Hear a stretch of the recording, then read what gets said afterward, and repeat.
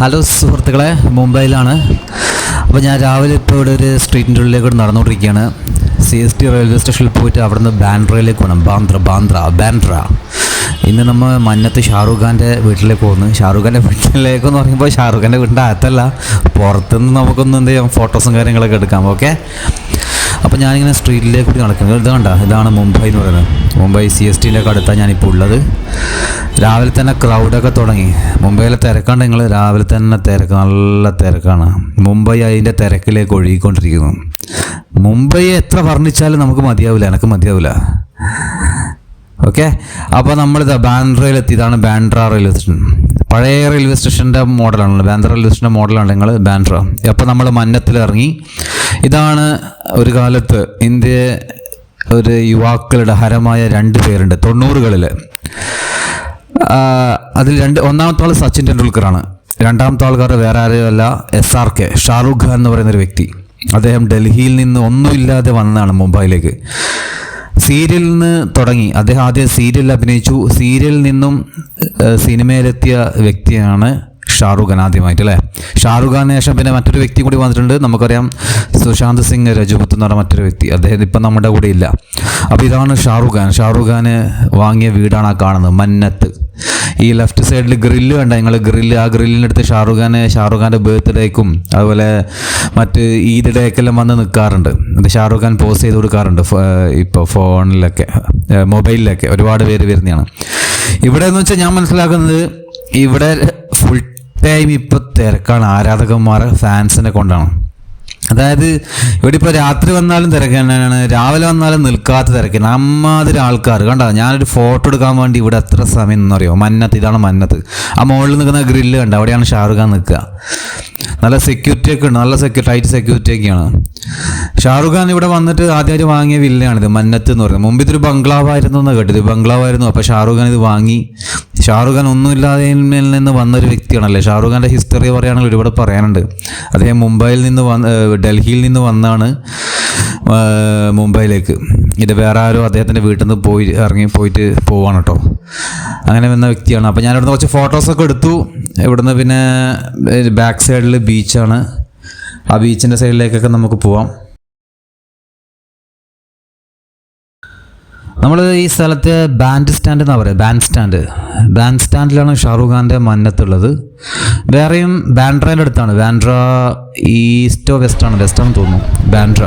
പിന്നെ ഈ റോഡ് നേരെ പോയാൽ നമുക്ക് എന്ത് ചെയ്യാം, ബാൻഡ്ര ഫോർട്ട് ഉണ്ട്, ബാൻഡ്ര പാർക്ക് ഉണ്ട്. ആ ബാൻഡ്ര പാർക്ക് നോക്കിയാൽ നമുക്ക് എന്ത് ചെയ്യാം, ബാൻഡ്രയുടെ ആ പാലം കാണാം, വലിയ ബ്രിഡ്ജ് ഉണ്ട്, കേബിൾ ബ്രിഡ്ജ്, അത് നമുക്ക് കാണാൻ പറ്റും. നമുക്ക് ഇത് കഴിഞ്ഞിട്ട് അങ്ങോട്ട് പോകാം. അപ്പോൾ ഇവിടെ അത്യാവശ്യം തിരക്കും കാര്യങ്ങളൊക്കെ ഉണ്ട്. ആൾക്കാർ ഫോട്ടോസൊക്കെ എടുക്കുന്നു. ഞാൻ കുറേ നേരം നിന്നൊരു ഫോട്ടോസൊക്കെ എടുത്ത്. ബാൻഡ് സ്റ്റാൻഡാണ് കേട്ടോ സ്ഥലത്തിൻ്റെ പേര്, ബാൻഡ് സ്റ്റാൻഡ്. അപ്പോൾ നമ്മളിവിടെ ഈ ബീച്ചിൽ താഴെ തന്നെ ഒരു ബീച്ചുണ്ട്, ചെറിയ ബീച്ച്, കടൽക്കര. അവിടത്തേക്ക് നമുക്കൊന്ന് പോയേക്കാം. ഇവിടെ ഓട്ടോ ഡ്രൈവേഴ്സും ടാക്സിക്കാരൊക്കെ ഉണ്ട്. ഇവിടെ ഈ ബീച്ചിൽ ശരിക്കും പറഞ്ഞാൽ ഇവിടെ ഷാറൂഖ് ഖാൻ്റെ വീടുള്ളതുകൊണ്ടാണ് ഇവിടെ ഇത്ര ആൾക്കാർ വരുന്നത്. അല്ലെങ്കിൽ ഇവിടെ ഇത്ര ആൾക്കാർ വരില്ല. കാരണം ഈ ബീച്ച് അങ്ങനെ ഒരു ഫേമസ് ഒരു ഇതായി തോന്നുന്നില്ല. കാരണം മണലൊന്നുമില്ല, ഒരു കല്ലാണ് കണ്ട, പാറക്കല്ലാണ് ബീച്ചുള്ളത്. സാൻഡൊന്നും ഇല്ലാത്തതുകൊണ്ട്. പിന്നെ ഒരു വാക്ക് വേ ഉണ്ട്, വാക്ക് വേയിൽ നടക്കുക. അത്യാവശ്യം അപ്പുറം ഇപ്പുറമൊക്കെ ബിൽഡിംഗ് ഉണ്ട്.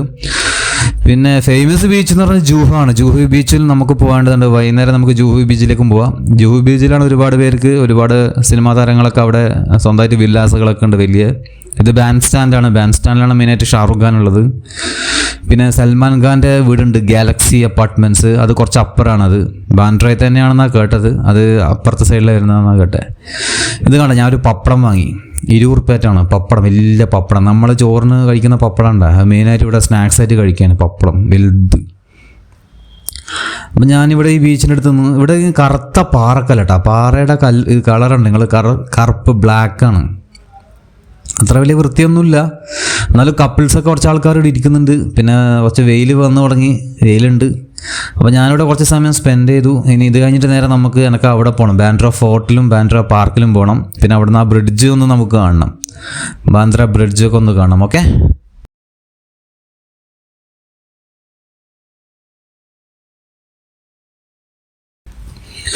അപ്പോൾ നമ്മൾ ബാൻഡ്ര ഫോർട്ട് ഉള്ളത്, ബാൻഡ്ര ഫോർട്ട്, ബാൻഡ്ര പാർക്ക് രണ്ടും ഒരുമിച്ചിട്ടുള്ളതാണ്.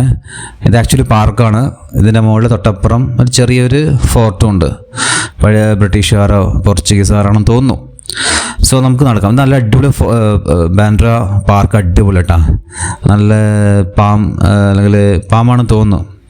ഈ ഡേറ്റ്സ് ആണോന്ന് അറിയില്ല. അതിൻ്റെ ഒരു മരം കാണുന്നുണ്ട്. നല്ല അടിപൊളി രീതിയിൽ അതിനെ ഡിസൈൻ ചെയ്ത് വെച്ചിട്ടുണ്ട്. So this is Bandra park. അപ്പം ഞാനിതിൽ നിന്ന് കുറച്ച് നല്ല വീഡിയോസും കാര്യങ്ങളൊക്കെ എടുത്തു. നല്ല അടിപൊളി രസമാട്ടാ ഈ വാക്ക് വേ നടക്കാൻ വേണ്ടി. നല്ല ചുറ്റിലും ഫ്ലവേഴ്സ്, അതുപോലെ ഈ മരം സൂപ്പർ അടിപൊളി. ആ കാണുന്നതാണ് ബീച്ച്. സോ നമുക്ക് ഇത് കഴിഞ്ഞിട്ട് നേരെ അങ്ങോട്ടേക്ക് പോവാം. പിന്നെ അവിടെ നിന്ന് ഞാൻ പറഞ്ഞില്ല, ആ ബ്രിഡ്ജൊക്കെ നമുക്കൊന്ന് ഷൂട്ട് ചെയ്യേണ്ടതുണ്ട്. ഇത് ചെറിയൊരു പാർക്കാണെന്ന് തോന്നുന്നു. ആക്ച്വലി വലിയ ക്രൗഡൊന്നുമില്ല, ചെറിയൊരു പാർക്കാണ്.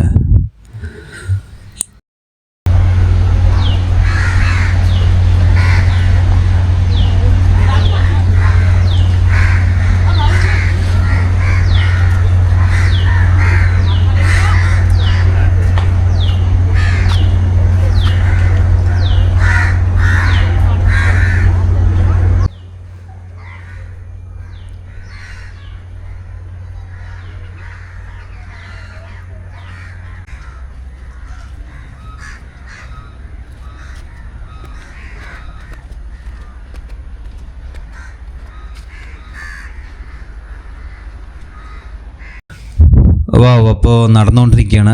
നല്ല മനോഹരമായ നല്ല ബീച്ചും നല്ല രാവിലത്തെ എന്താ പറയുക ഒരു നല്ല സൺലൈറ്റൊക്കെ ഉണ്ട്. ആ കാണുന്നുണ്ട്, അതാണ് ബ്രിഡ്ജ്.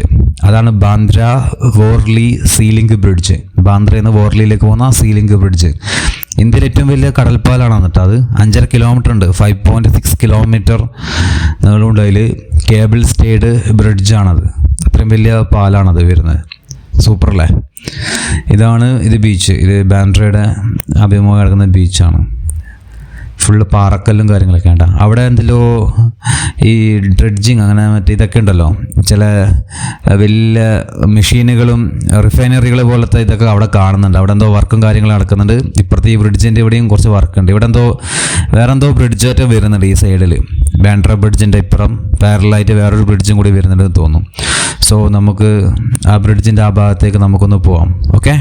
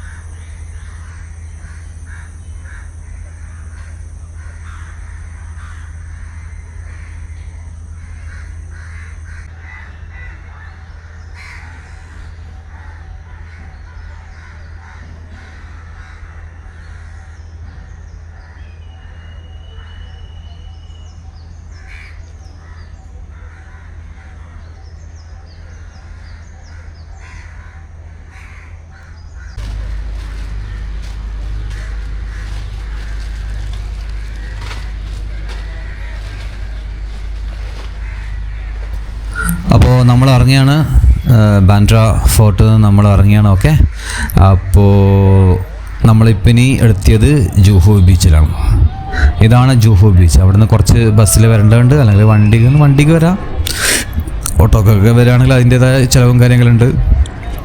അപ്പോൾ ഞാനിവിടെ എത്തി. ഇതാണ് ജൂഹു ബീച്ച് എന്ന് പറയുന്നത്. ഇത് പഴയ സിനിമകളിലൊക്കെ ഒരുപാട് സിനിമകളിൽ വന്നിട്ടുള്ളതാണ് ജൂഹു ബീച്ച്. ഇത് പ്രത്യേകിച്ച് പറയേണ്ട കാര്യമില്ല. നല്ല തിരക്കുണ്ട് കേട്ടോ, നല്ല തിരക്കുണ്ട്. ഇവിടെ ബോട്ടിങ്ങിന് പോകുന്ന ഒരുപാട് പേരുണ്ട്, നല്ല ക്യൂവിൽ നിൽക്കുന്നതാണ്. ബോട്ടിങ്ങിൻ്റെ ആൾക്കാരൊക്കെ നല്ല പൈസ ആക്കുന്നുണ്ട്, നല്ല ബിസിനസ്സാണ് അവർക്ക്. വേറെ ഒരുപാട് കച്ചവടക്കാരൊക്കെ ഉണ്ട്. അപ്പോൾ ഈ ബോട്ടിങ് അതുപോലെ ഈ റിവർ റാഫ്റ്റിംഗ് ഒക്കെ പോകുന്ന ആൾക്കാരൊക്കെ എന്ത് ചെയ്യാം, നമുക്ക് ഇവിടുന്ന് കാണാൻ പറ്റും. അപ്പോൾ ഞാനിവിടുന്ന് കുറച്ച് വീഡിയോസ് ഫോട്ടോസൊക്കെ എടുത്തു, കുറച്ച് നടന്നു. ഇവിടെ ഒരുപാട് കച്ചവടക്കാരെ കാണാൻ പറ്റും. സോ ഞാൻ കുറച്ച് കടൽ തീരത്ത് കൂടി നടന്നു.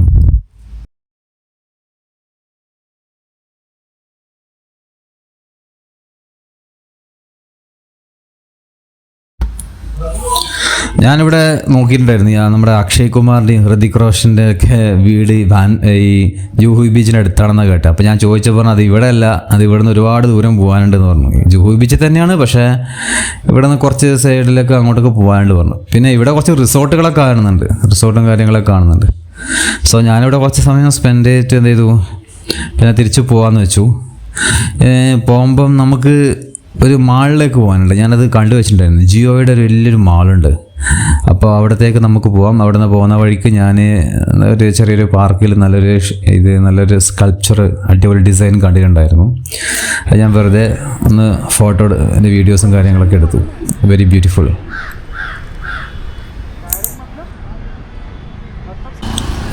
അപ്പോൾ നമ്മളിവിടെ എത്തി. ഇതാണ് ജിയോ വേൾഡ് ഡ്രൈവ് എന്ന് പറയുന്നത്. ജിയോ വേൾഡ് സെൻറ്ററിന് ജിയോ വേൾഡ് ഡ്രൈവ്. അതായത് വലിയൊരു ലക്ഷറി മാളാണ്. അൾട്രാ ലക്ഷറി നമുക്ക് വിളിക്കാം, അൾട്രാ ലക്ഷറി മാള്. സാധാരണ ഒരു മാള് പോലെയല്ല, മാള് തന്നെയാണ്, പക്ഷേ ഇവിടെയുള്ളത് luxury items, Jio world Drive. അപ്പോൾ ഞാൻ ഇതിനകത്ത് കയറി. അടിപൊളി സെറ്റപ്പെട്ടാണ് ഇതിൻ്റെ ഫിനിഷിങ് കണ്ട് നിങ്ങൾ. ഇൻഫ്രാസ്ട്രക്ചറൊക്കെ അമ്യൂണിറ്റീസൊക്കെ സൂപ്പറായി.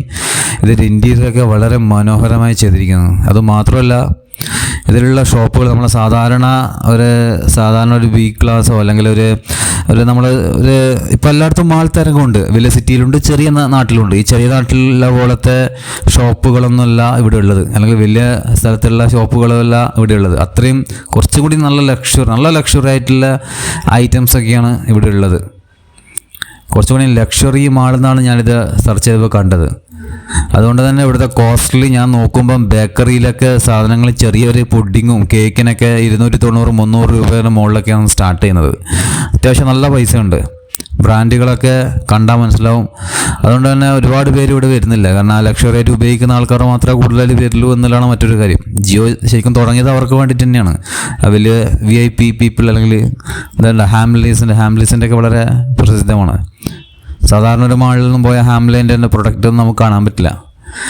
അപ്പോൾ നല്ല വലിയ ലക്ഷറി ഐറ്റംസാണ് ഇവിടെ ഉള്ളത്. ഞാനിവിടുന്ന് ഒന്നും വാങ്ങിയിട്ടൊന്നുമില്ല കേട്ടോ, ജസ്റ്റ് ഒന്ന് പോയി കണ്ടൊന്ന് വീഡിയോ എടുത്തു. ഈ ഡിസൈനൊക്കെ നല്ല രസമായിട്ടോ, എനിക്ക് ഭയങ്കര ഇഷ്ടപ്പെട്ടിട്ടുണ്ടായിരുന്നു. ഈ മുകളിൽ ഇൻറ്റീരിയർ ചെയ്ത ഈ വയറ് പോലത്തെ കേബിൾ വയറ് പോലെ ലൈറ്റ് എത്തുന്നത് നല്ല അടിപൊളി, നല്ല രസത്തിൽ, നല്ല രസം. അത് ഞാൻ ഒരുപാട് ഷൂട്ട് ചെയ്തിട്ടുണ്ടായിരുന്നു. ഇത് അണ്ടർ ആർമർ, എൻ്റെ തൊപ്പിയാണ്. ഇതാ ഇവിടെ നോക്കുമ്പോൾ വേറെ അണ്ടർ ആർമർ കാണുന്നു. എൻ്റെ അമ്മോ, ഇവരാണ് ഒറിജിനൽ. അപ്പോൾ ഞാനിപ്പോൾ ഇവിടെ ഇങ്ങനെ നിന്നിട്ട് ഇവിടുന്ന് കുറച്ച് വീഡിയോസൊക്കെ എടുത്തു. അപ്പോൾ ഐ എം ഗോയിങ് ബാക്ക്. നല്ല അടിപൊളി മാളട്ടാ, സൂപ്പർ ജിയോ വേൾഡ് ഡ്രൈവ്. ഇത് ജിയോയുടെ തന്നെ ഒരു ഇതാണ് കേട്ടോ. അതിൻ്റെ ഉള്ളിൽ തന്നെ ചെറിയൊരു മ്യൂസിയം ഉണ്ടായിരുന്നു, പക്ഷേ ഇവിടെ നമുക്ക് വീഡിയോ അനുവദനീയമില്ല. അപ്പോൾ ഞാൻ പുറത്തിറങ്ങി ഇതിൻ്റെ പുറത്തുനിന്നുള്ള ഒരു വീഡിയോസും കൂടി എടുത്തിട്ട് ഞാൻ പോകേണ്ട പരിപാടിയാണ്. Okay, by.